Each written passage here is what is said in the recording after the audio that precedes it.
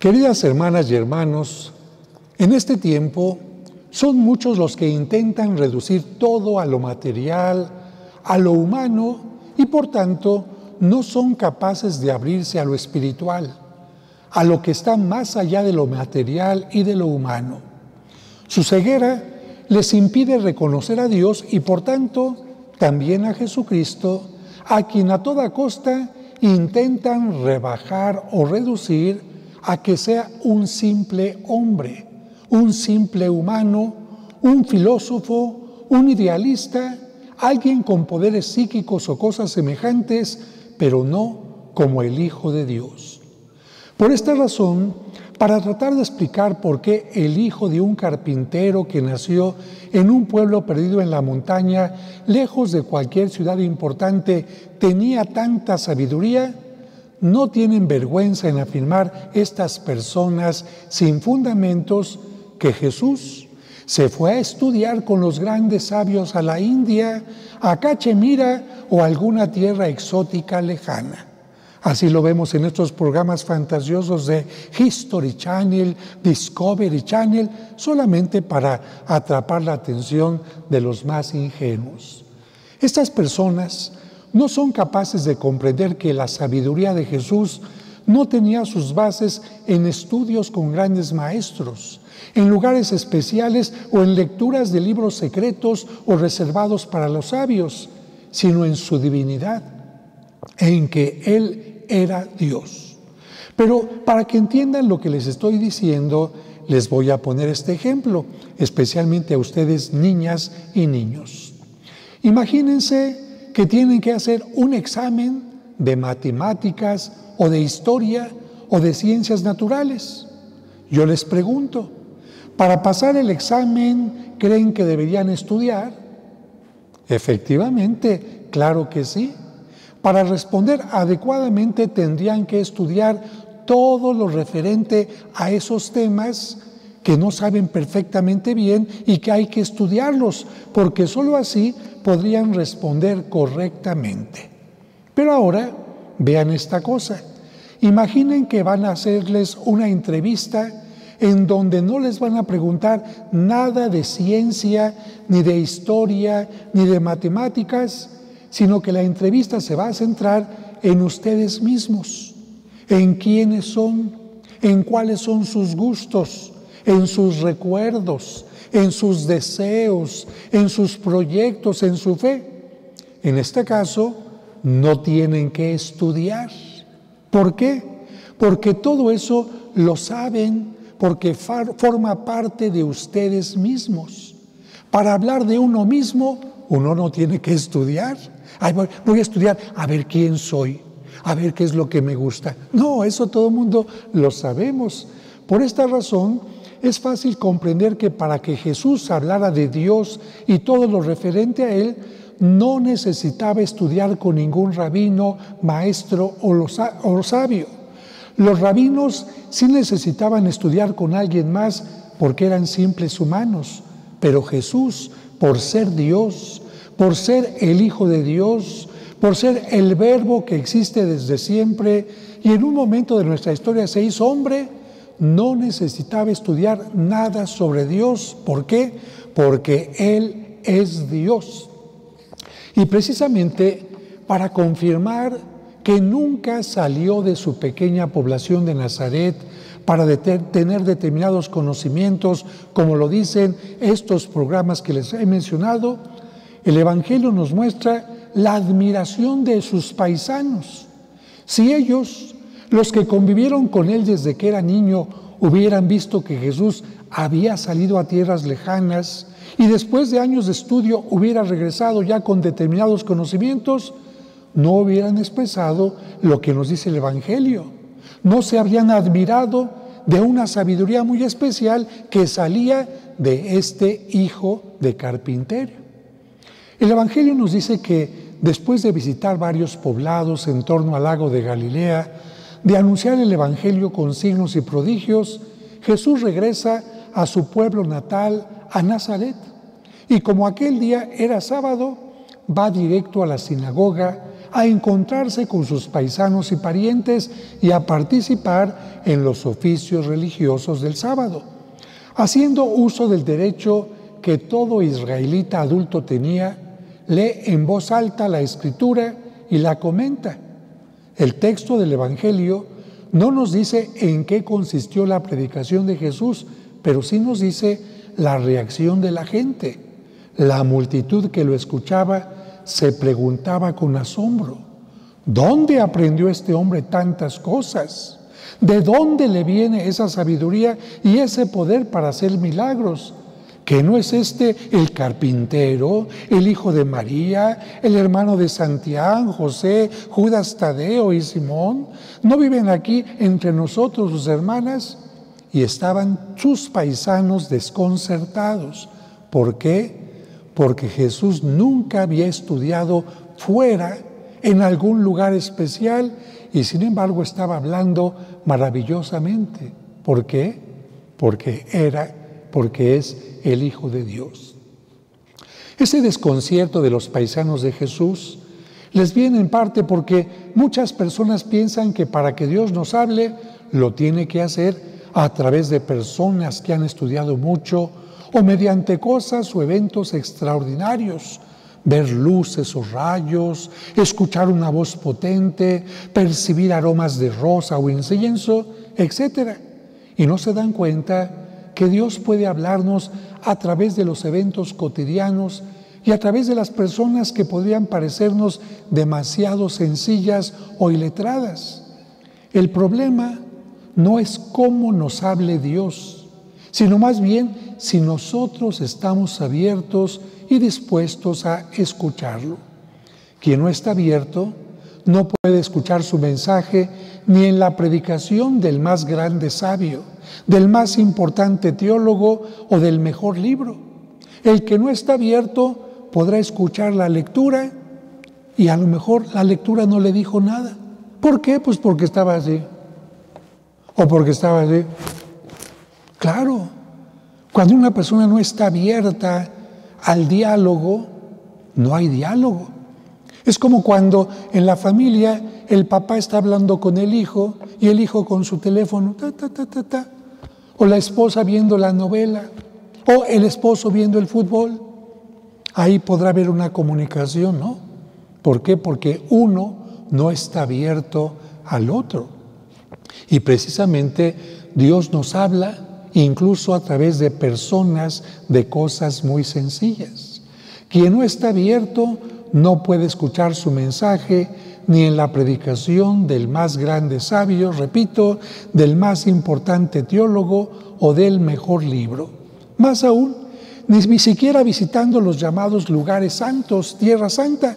De hecho, fíjense que me ha tocado que algunas personas que visitan Tierra Santa, por su falta de espiritualidad y de apertura para encontrarse con Dios, se la pasan comprando, tomando fotografías, la selfie.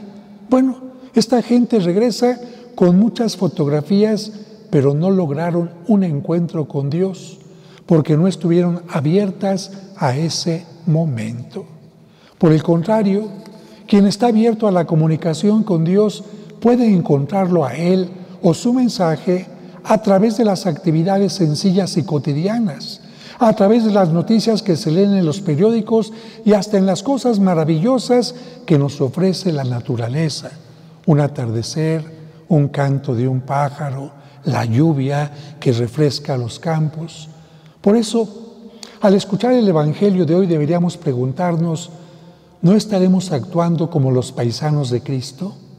¿No estaremos poniendo pretextos para no escuchar la voz de Dios a través de la gente que está cerca de nosotros, de nuestros seres queridos, los padres, la pareja, los hijos, los hermanos, nuestros compañeros de trabajo e incluso a través de quien toca nuestra puerta para pedir ayuda? Porque ese que toca a nuestra puerta para pedir ayuda nos está diciendo, hey, Dios me envía para decirte que tú tienes lo que yo no tengo, que tú sí tienes casa y yo estoy buscando dónde quedarme, que tú sí tienes alimento y ropa y yo no tengo. Y Dios nos habla también incluso a través de la enfermedad. Dios nos recuerda acuérdate que no vas a vivir para siempre. Acuérdate que un día tu vida termina. ¿Y cómo la estás viviendo? ¿Cómo la estás aprovechando? Dios nos habla de todas las formas posibles. Nos gusta, sin embargo, hacernos sordos ante las distintas voces que nos hablan, como se hicieron sordos los judíos en tiempo del profeta Ezequiel. Pero aunque ellos, como nos dice la primera lectura, no querían escuchar, Dios no dejó de hablarles a través de diversos profetas. Por eso, padres de familia, aunque sus hijos estén sordos para escuchar los valores de la vida, ustedes sigan friegue y friegue, predique y predique. Aunque alguna persona no quiere escuchar que está mal, que está corrompida, que está corrupta, aunque algún gobernante no quiera darse cuenta de su error, hay que seguir señalando y señalando y señalando y orando por su conversión, como nos dice la primera lectura. Porque Dios quiere no fregar, como el papá tampoco quiere fregar, como el ciudadano tampoco quiere fregar a su gobernante. Lo que quiere es su conversión para el bien de ellos y de quienes están también juntamente a ellos. Nosotros nos hacemos sordos ante distintas voces que nos hacen reclamos de las cosas que no están bien. Por ejemplo, en muchas ocasiones nuestro cuerpo nos habla y nos dice que no lo estamos tratando adecuadamente.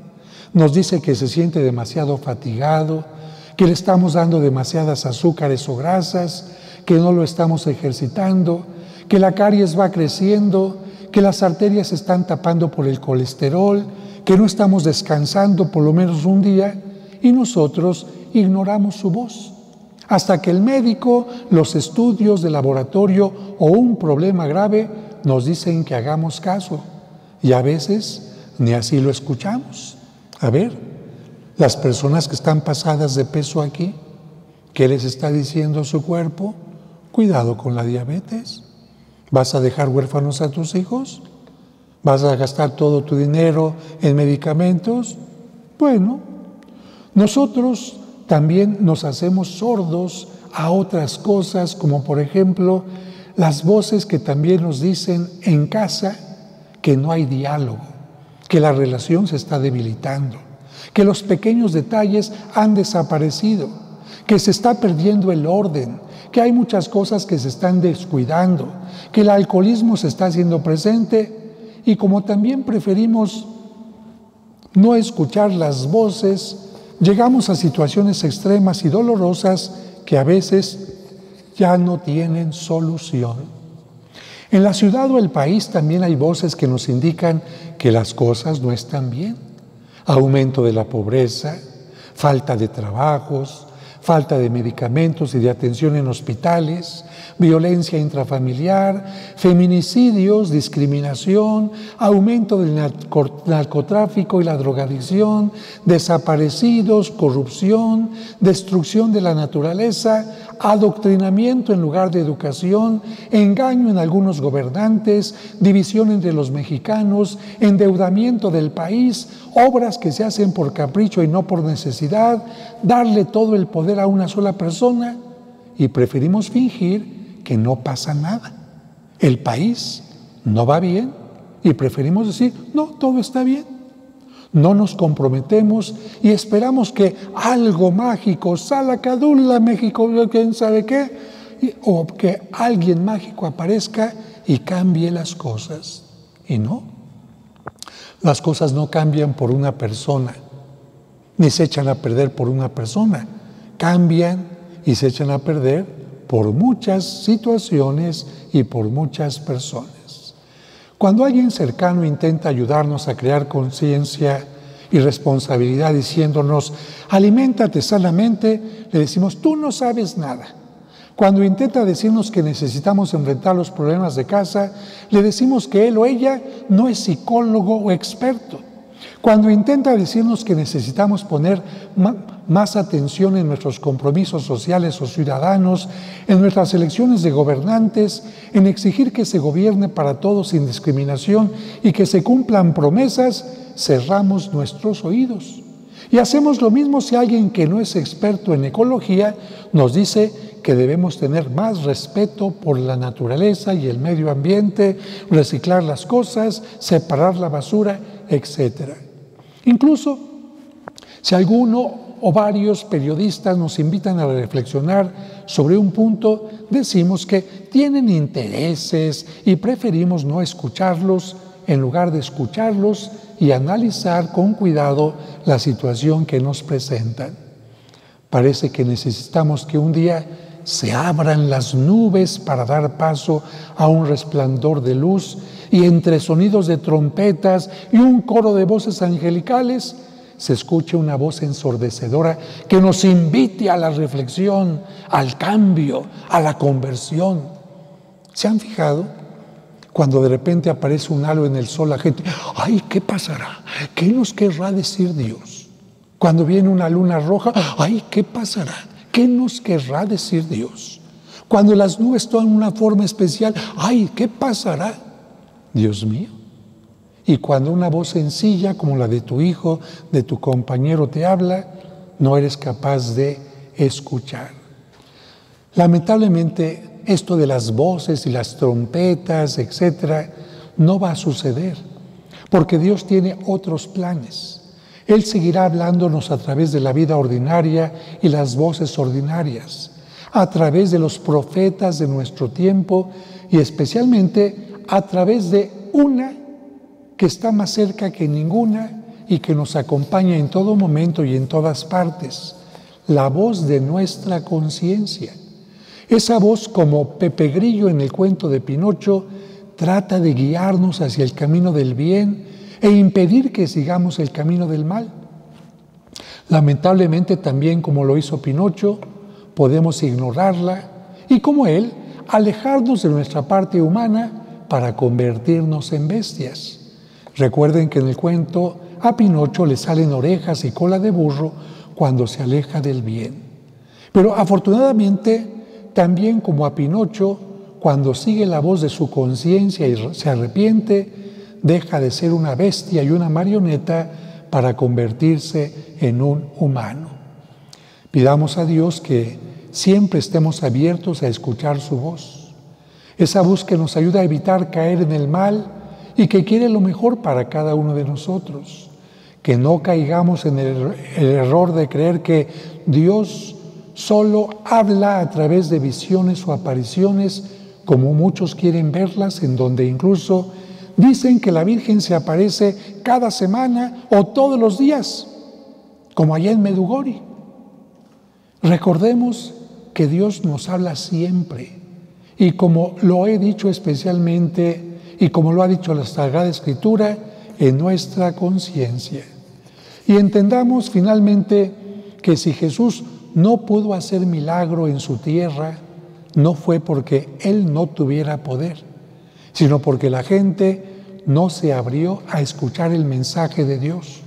Y para que haya milagros, lo primero que tiene que haber es la comunicación de Dios, escucharlo, porque entonces sí aparecen miles de milagros.